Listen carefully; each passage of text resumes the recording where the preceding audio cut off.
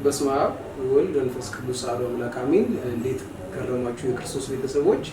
እግዚአብሔር አምላካችን ቢወድና ቢፈቅድ በዚህች ሰዓት ውስጥ ስለ አብይ ጾም አንዳንድ ነገሮችን እንነጋገራለን። መሰረት ሚዲያዎች ላይ ከኛ ጋር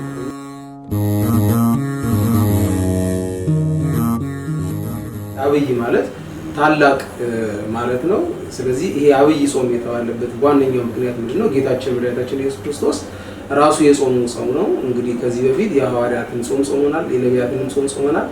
አሁን ደግሞ የጌታችን መድኃኒታችን ኢየሱስ ክርስቶስ የጾመበትን ጾም የጾምን ስለሆነ አብይ የተባለበት አንደኛው ምክንያት ይሄ ነው። ሁለተኛው ደግሞ አብይ ጾም በሳምንታቱም እንዲሁም ደግሞ በምንጾሙም ቀን ብዛት ብዙ ስለሆነ 55 ቀኖችን ስለምንጾም 8 ሳምንት ወይም ደግሞ 55 ቀኖችን ስለምንጾም አብይ ጾም ተብሎ ይነገራል።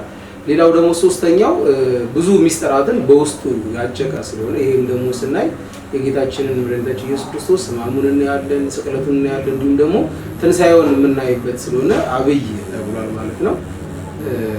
አብይ ጾም የተባለበት ምክንያት ይሄ ነው።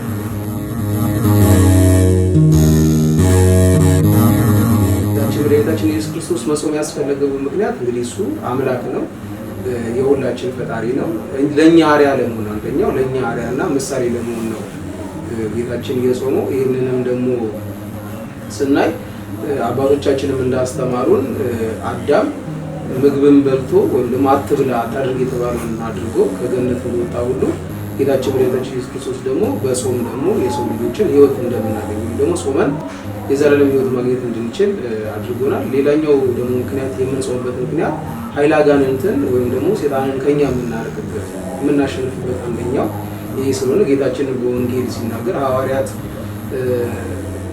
እርኩሳን መናፍስትን ማውጣት ባቃታቸው ጊዜ ይህ አይነት መንፈስ በጾምና በጸሎት ነው የሚወጣው ስላሉ እሱን አርያ በማድረግ አባቶቻችን ያስተማሩን ትምህርት በመያዝ ይህንን ጾም እንጾማለን። ስለዚህ የጌታችንን ጾም አርያ በማድረግ እኛም ጾም እንጾማለን።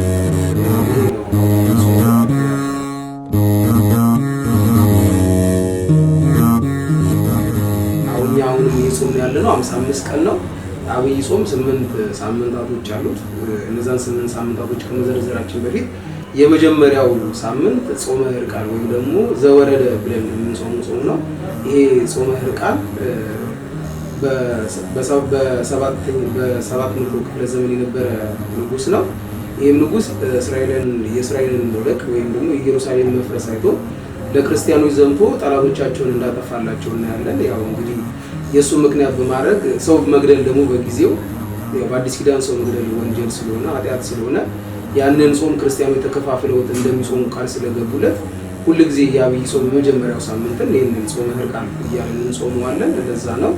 የመጨረሻው ሳምንት ደግሞ ካየነው ሰሞነ ሕማማት ብለን የምንጾማት የጌታችንን ሕማም የጌታችንን መገረፍ የጌታችንን መሰቃየት እያሰብን የምንጾማት የመጨረሻው ሳምንት ደግሞ አለች።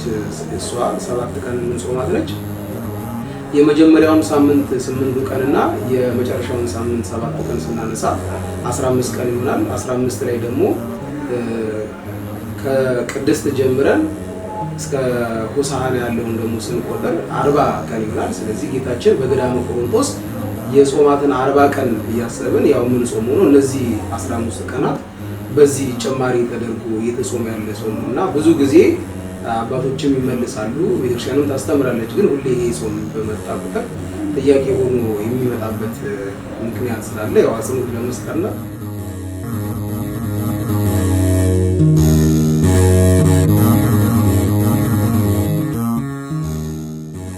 በአብይ ጾም ከበሮ የማይመታው ሰናዘል የማይሰነሰለው ለምንድን ነው ብለን ካልን ያው አብይ ጾምን ስናስብ የጌታችንን መከራ የጌታችንን ሐዘን እያሰብን ነው የምንጾመው። መዝሙረኛው ላይ ደግሞ በመዝሙር 137 ላይ ቁጥር 1 እስከ 2 ስናነብ እንዲህ የሚል ቃል ተናግሮ እናያለን። በባቢሎን ወንዞች አጠገብ ባለን ጊዜ መሰንቋችንን ሰቀልን ብሎ ይናገራል። እና ያው እንግዲህ ባቢሎን በወረዱበት ጊዜ ሐዘን በነበሩበት ጊዜ መሰንቋቸውን ሰቅለው ዝማሬ በማይዘምሩበት ጊዜ እንደነበሩ ቤተክርስቲያን እሱን በማሰብ ያው በጌታችንም ስቅለት ጊዜ በጌታችንም ሐዘን ጊዜ ቤተክርስቲያን ከበሯት በጣም ሰናሰለ ማህሌት አትቆምም ማለት ነው። እና ይህንን መሰረት በማድረግ ነው የምናየው። ይህንንም ደግሞ አጽንኦት ለመስጠት በዚህ በአብይ ጾም የሚከበሩ በዓላት ለምሳሌ መጋቢት 10 የጌታችን የስቅለት በዓል፣ እንዲሁም ደግሞ መጋቢት 5 የአባታችን የአቡነ ገብረ መንፈስ ቅዱስ፣ እንዲሁም ደግሞ መጋቢት 27 ጥንተ ስቅለቱን ወደ ጥቅምት አዙራ በሀዘን ጊዜ በደስታ የሚከበሩ በዓላቶች እንዳይከበሩ እናደርጋለን። ያው ብዙ ጊዜ አሁን ላይ እነዚህ በዓላቶች በዚህም ወቅት እየተከበሩ እናያለን። እንግዲህ ከቤተክርስቲያን ቀንና ስርዓት አንጻር ወደዛ እንደዚሁ አባቶቻችን ያስተማሩት ነው።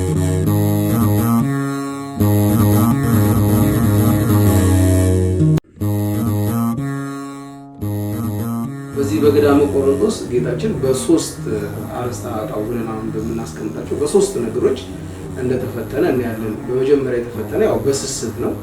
ስስት እንግዲህ ወደ አምላክነትን ለማሸነፍ ጌታችን መድኃኒታችን ኢየሱስ ክርስቶስ በስስት ተፈትኗል።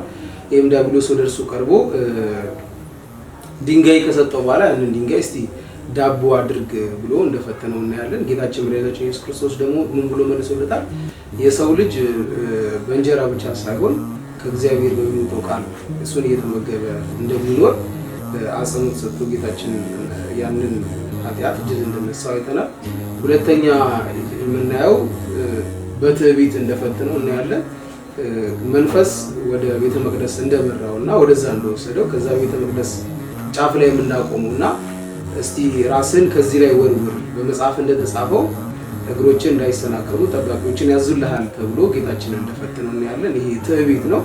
ብዙዎች አገልጋዮችን የሚፈትን ከባድ የሆነ ለአገልግሎት አደጋ የሆነው አንደኛው ትዕቢት ነው። ጌታችን መድኃኒታችን ኢየሱስ ክርስቶስም ደግሞ ይህንን ትዕቢት እንዴት እንዳሸነፈው እዛው በመጽሐፍ ላይ ተጽፎ እናገኛለን። እና ሶስተኛው የምናየው ፍቅረ ነዋይ ነው፣ ወይም ደግሞ ለዓለም መገዛት ጌታችን መድኃኒታችን ኢየሱስ ክርስቶስን ሴጣን ሲፈትነው በሶስተኛው በዚህ ላይ የዓለምን ሁሉ ሀብታት ካሳየው በኋላ እስቲ ለእኔ ስገድልኝና ይህንን ሁሉ አንተ ሰጣለሁ ባለው ጊዜ ጌታችን መድኃኒታችን ኢየሱስ ክርስቶስ ለእግዚአብሔር አምላክ ብቻ ስገድ ብሎ የዚህን ፈተና ድል እንዳደረገው እናያለን። ስለዚህ አሁንም ድረስ በቤተክርስቲያን የምናገለግል አገልጋዮች በእነዚህ በሶስቱ አርእስተ ኃጣውእ እንፈተናለን። አንደኛው ስስት ነው፣ ሁለተኛው ደግሞ ትዕቢት ነው፣ ሶስተኛው ፍቅረ ነዋይ ነው እና ጌታችን መድኃኒታችን ኢየሱስ ክርስቶስ እነዚህን ሶስቱን አርእስተ ኃጣውእ ድል የነሳቸው በጾም እንደሆነ ማወቅ ያስፈልጋል።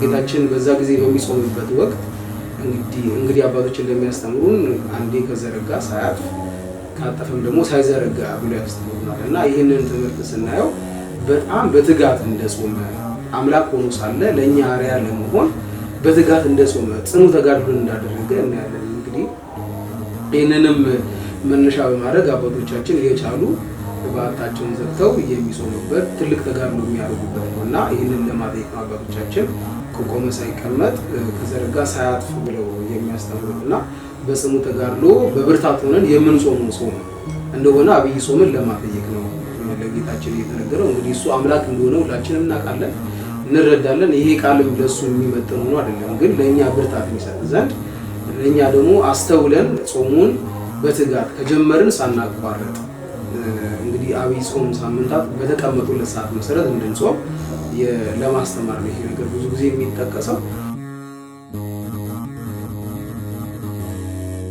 እንግዲህ መጀመሪያ ላይ እንደተናገርነው 8 የሆኑ ሳምንታቶች አሉ። የነዚህም የ8ቱ ሳምንታት ደግሞ ደራሲ እነዚህን የሰየማቸው ደግሞ ቅዱስ ያሬድ ነው። በዚህ በጾመ ድጓው ላይ እንደተቀመጠው የመጀመሪያው ሳምንት ዘወረደ ብለን የምንጀምረው ወይም ደግሞ ጾመ ሕርቃል የምንለው ነው። የጌታችንን ከሰማያ ሰማያት መውረዱን ከቅድስት ድንግል ማርያም መወለዱን በመዝሙር እያነሳ የሚያስተምረን እንዲሁም ደግሞ ለእኛ ሲል ወደዚህ ምድር መምጣቱ የምናውቅበት ነው። ሁለተኛው ሳምንት ቅድስት ነው። ይሄ ደግሞ የሰንበትን ቀን መቀደስ ማክበር እንደሚያስፈልግ የምናስተምርበት የምናገርበት፣ ከዛም ደግሞ ጌታችን መድኃኒታችን ኢየሱስ ክርስቶስ ቤተ መቅደስ ውስጥ የሚነግዱ የሚሸጡ ሰዎችን ያስወጣበት ቀን ነው። ሌላኛው ሶስተኛው ቀን ምኩራብ ነው። ጌታችን በምኩራብ ገብቶ ያስተማረበት ነው።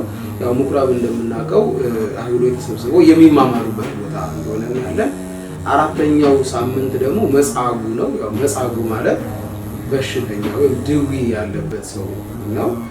ድዊ ማለት ነው። ስለዚህ ድውያንን የፈወሰበት ነው። 38 ዓመት በአልጋ ተጣብቆ የነበረውን ሰው ተነሳ አልጋህን ሂድ ብሎ ጌታችን በዚህ በዮሐንስ ወንጌል ላይ እንደተጻፈው ያዘዘበትና ያንን ታምር የፈጸመበትን ለማሰብ መጻጉዕ ብለን እናየዋለን። ሌላው ደብረ ዘይት ነው። ደብረ ዘይት እንግዲህ ብዙ ጊዜ እኩለ ጾም የምንለው ከዛ ደግሞ የጌታ መምጣት ስለ ዳግም ምጽአቱ የሚነገርበት ጌታችንም ለሐዋርያት ስለ ዳግም ምጽአቱ የገለጠበት ሳምንት ነው። ሌላኛው ገብርኄር ነው። ስለ ገብርኄር እንግዲህ ስናነሳ ሁላችንም አገልጋዮች ስለሆነን ታማኝ ስለሆነው አገልጋይ መክሊቱን ስላልቀበረው እንዲሁም በመክሊቱ አፍርቶ ጌታውን ስለጠበቀው አገልጋይ የሚነገርበት የምንማርበት ነው። ሌላ ደግሞ ሌላኛው ሳምንት ኒቆዲሞስ ይባላል። ይሄ ኒቆዲሞስ የምንለው የአይሁድ አለቃ የሆነ ከፈሪሳውያን ወገን የነበረና የሕግ አዋቂ የገማልያል ተማሪ ነበረ። በጌታ እግር ስር ደግሞ ማታ ማታ እየመጣ ይማር ነበረ። ጌታችን መድኃኒታችን ኢየሱስ ክርስቶስ ደግሞ ስለ ዳግም ልደት የሰው ልጅ ተመልሶ ከውሃና ከመንፈስ እንደሚወለድ ያስተማረበት ሳምንት ነው። በዚህም ደግሞ ሳምንት ላይ ስለ ኒቆዲሞስ የምናውቅበት ኒቆዲሞስም ደግሞ የጌታን ስጋ ለመገነዝ የበቃ አንድ ታላቅ አባት ነው። ስለዚህ የሚነገርበት ነው። የመጨረሻው ሳምንት ሆሳዕና ብለን የምናከብረው ነው። እንግዲህ ሆሳዕና ጌታችን መድኃኒታችን ኢየሱስ ክርስቶስ በአህያይቱ ውርንጭላ ተቀምጦ ወደ ኢየሩሳሌም የገባበት ህዝቡም ደግሞ ዘንባባ ይዘው ያንን ዘንባባ ዝንጣፊ ልብሳቸውንም እያነጠፉ ሕፃናት አይሩግ የሆኑ እየዘመሩ የተቀበሉት ቀን ነው። እነዚህም 8 ሳምንታቶች በአብይ ጾም የምናያቸው ናቸው። የእነዚህም 8 ሳምንታቶች ደግሞ ሰያሚ አባታችን ቅዱስ ያሬድ እንደሆነ ቤተክርስቲያን ታስተምራለች።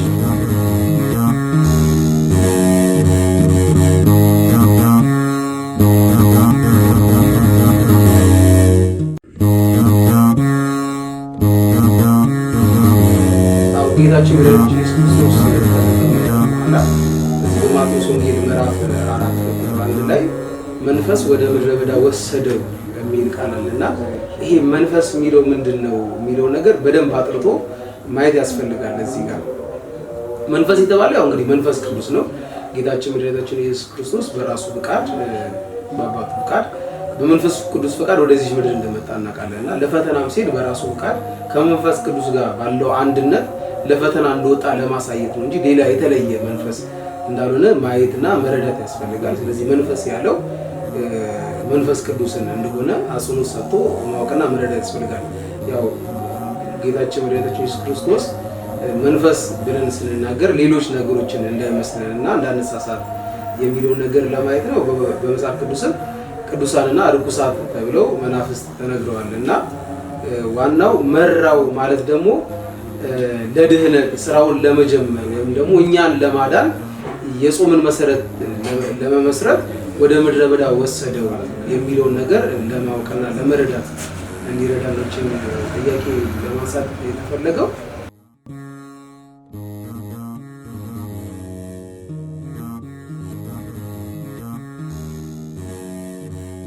ላው በጾም ጊዜ ንስሐ ይሰጣል።